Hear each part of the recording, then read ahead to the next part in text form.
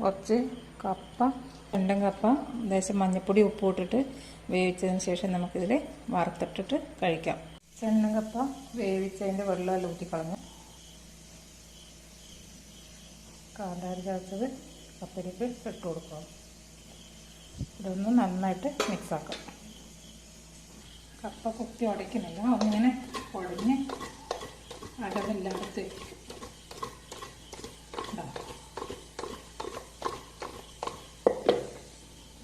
നന്നായിട്ട് എല്ലായിടത്തും മുളക് മിക്സായി. ഇനി ഇതിലേക്ക് നമ്മൾ വറുത്തിടലും. എണ്ണ ചൂടാകുമ്പോഴേക്ക് കടുക് പൊട്ടും. കടുക് പൊട്ടുമ്പോൾ നമ്മൾ അരി ഇട്ട് കൊടുക്കുന്നത് വെച്ചാൽ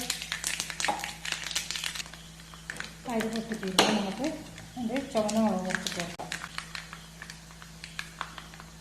അതിൻ്റെ ചുവന്ന മുളകിൻ്റെ കുറച്ചിട്ട് കൊടുത്തു.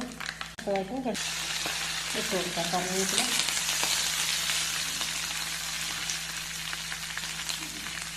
ഇതെല്ലാം കൂടെ നമുക്ക് കപ്പിലേക്ക് ഇട്ട് കൊടുക്കാം. വറുത്ത് വെച്ച് അരിയും കടുവൊക്കെ നമ്മൾ കപ്പിലേക്ക് ഒഴിച്ച് കൊടുക്കണം.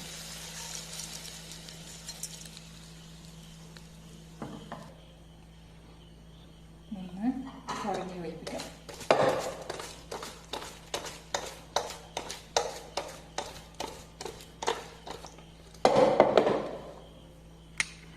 അരവും വറവെല്ലാം ഒരുപോലെ എല്ലായിടത്തും എത്തി. ഇതാണ് നമ്മൾ വറുത്തിട്ട് വെച്ച കപ്പ.